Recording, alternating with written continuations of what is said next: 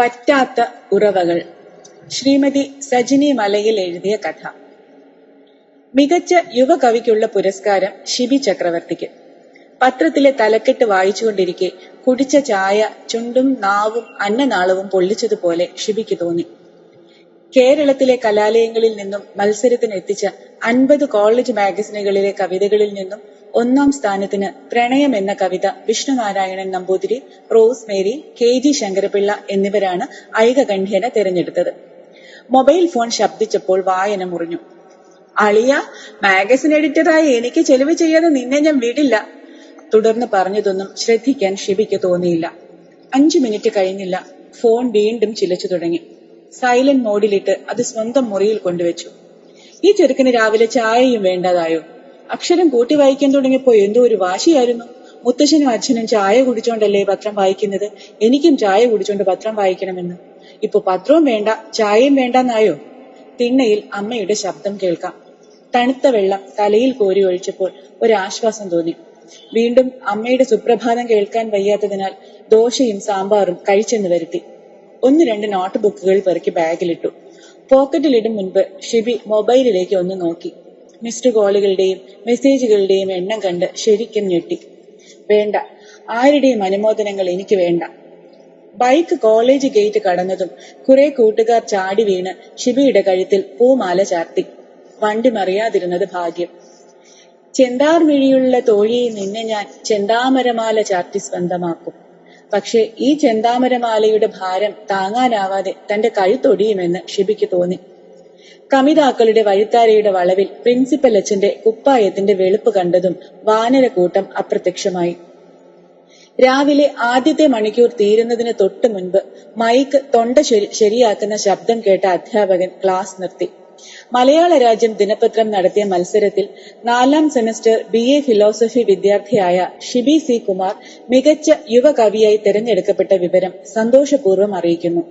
നമ്മുടെ college മാഗസിനായ വിദ്യാസംഗ്രഹത്തിന്റെ യശസ്സുയർത്തിയ Shibi C. കുമാറിന് അനുമോദനങ്ങൾ. ആർപ്പുവിളികളും കൈകൊട്ടലുകളും ചുറ്റും മുഴങ്ങുമ്പോൾ ബെല്ലടിച്ചു.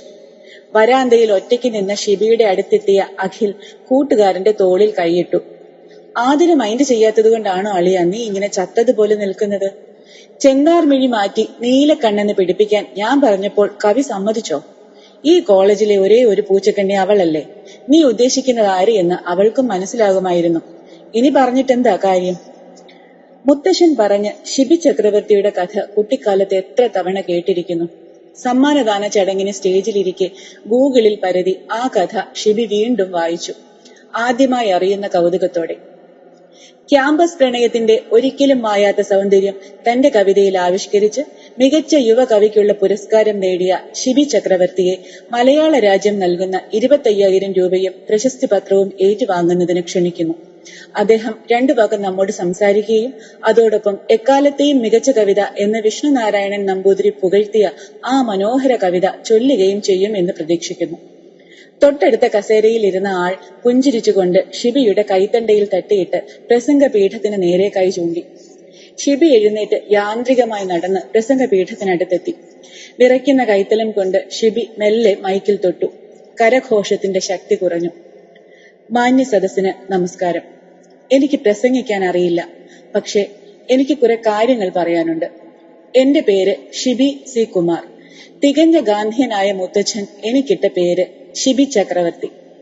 പേരക്കുട്ടി ഷിബി ചക്രവർത്തിയെ പോലെ സത്യസന്ധനും ആദർശധീരനും ആകണമെന്നാഗ്രഹിച്ചിട്ട പേര്. അച്ഛൻ ആ പേര് പരിഷ്കരിച്ച് ഷിബി C. കുമാർ എന്നാക്കി. പക്ഷെ മുത്തച്ഛന്റെ ആ സ്വപ്നം തകർത്തവനാണ് ഞാൻ. തന്റെ കാലഘട്ടത്തിലെ ക്യാമ്പസ് പ്രണയം അതേ തീക്ഷ്ണതയോടെ ഈ കവിതയിൽ കാണാൻ സാധിക്കുന്നുവെന്നും പ്രണയം ഏതുകാലത്തും ഒന്നു തന്നെയാണെന്ന് തിരിച്ചറിയുന്നു എന്നും വിഷ്ണുനാരായണൻ നമ്പൂതിരി സാർ വിലയിരുത്തിയത് ഞാൻ വായിച്ചു. സാറിന് തെറ്റുപറ്റില്ല. ആ കവിത ഞാൻ എഴുതിയതല്ല, എന്റെ മുത്തച്ഛൻ എഴുതിയതാണ്. അരനൂറ്റാണ്ടിന് മുൻപ് ബിരുദ വിദ്യാർത്ഥിയായിരുന്ന മുത്തശ്ശന്റെ കവിത വിദ്യാസംഗ്രഹത്തിൽ വായിച്ച പ്രീ യൂണിവേഴ്സിറ്റി വിദ്യാർത്ഥിനിയായിരുന്ന മുത്തശ്ശിക്ക് ആരാധന മൂത്ത് പ്രണയമായ കഥ മുത്തശ്ശനും മുത്തശ്ശിയും പറഞ്ഞ് കുട്ടിക്കാലം മുതൽക്കേ ഞാൻ കേട്ടിരുന്നു. അതേ ക്യാമ്പസിലാണ് ഇന്ന് ഞാൻ പഠിക്കുന്നത്. എന്റെ ക്യാമ്പസിൽ ഒരു പെൺകുട്ടിയോട് ഇഷ്ടം തോന്നി. ഈ കവിത വായിക്കുമ്പോൾ അവൾക്ക് എന്നോട് ആരാധനയും പ്രണയവും ഒക്കെ തോന്നുമെന്ന് മോഹിച്ചാണ് ഞാൻ ഇങ്ങനെ ഒരു മോഷണം നടത്തിയത്. എന്നോട് എല്ലാവരും ക്ഷമിക്കണം. ഈ സമ്മാനം സ്വീകരിക്കാൻ എനിക്ക് അർഹതയില്ല. മാപ്പ്, മാപ്പ്. കരച്ചിലിന്റെ വക്കോളമെത്തി കൂപ്പുകൈകളോടെ നിന്ന ഷിബിയെ മലയാള രാജ്യം ചീഫ് എഡിറ്റർ മാത്യു വയലിൽ തന്നോട് ചേർത്ത് പിടിച്ചു. ഈ സമ്മാനം ഷിബി തന്നെ ഏറ്റുവാങ്ങണമെന്നാണ് എന്റെ ആഗ്രഹം. എക്കാലത്തെയും മികച്ച പ്രണയ കവിതയുടെ രചയിതാവിന് വേണ്ടി അദ്ദേഹത്തിന്റെ പേരക്കുട്ടിക്ക് ഈ പ്രശസ്തി പത്രം ഏറ്റുവാങ്ങാം. പുതുതലമുറ നന്മകളിൽ നിന്ന്, മൂല്യങ്ങളിൽ നിന്ന് അകന്നു പോകുകയാണെന്ന പരാതി വ്യാപകമാകുന്ന ഇക്കാലത്ത് ഈ കുട്ടിയുടെ ഹൃദയത്തിലെ നന്മയുടെ ഉറവ നാം കാണാതെ പോകരുത്. സത്യസന്ധതയ്ക്കുള്ള പാരിതോഷികമായി 25,000 രൂപ ഷിബിക്ക് കൊടുക്കാം.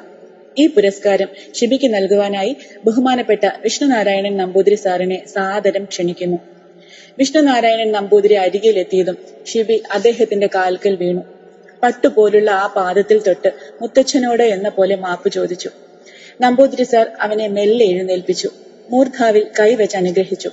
ചീഫ് എഡിറ്ററുടെ കയ്യിൽ നിന്നും പുരസ്കാരം വാങ്ങി ഷിബിക്ക് സമ്മാനിച്ചിട്ട് മൈക്ക് കയ്യിലെടുത്തു. പ്രിയ സദസ്യരെ, എനിക്ക് നിങ്ങളോട് ഒന്നേ പറയാനുള്ളൂ. ഇനി ഇവനെ ആരും ഷിബി എന്ന് വിളിക്കരുത്. ഇവൻ ഷിബിയാണ്, ഷിബി ചക്രവർത്തി. സന്തുഷ്ടരായ ദേവന്മാർ പൂവർഷിച്ചു. എങ്ങും സ്വർലോകവാദ്യങ്ങളുടെ ഘോഷം. അശ്രു അഞ്ജനമെഴുതിയ ദിവ്യ നേത്രങ്ങൾ തുറന്ന് ഷിബി ആ കാഴ്ച കണ്ടു. ദേവന്മാർക്കിടയിൽ തന്നെ നോക്കി പുഞ്ചിരിച്ചുകൊണ്ട് മുത്തശ്ശനും മുത്തശ്ശിയും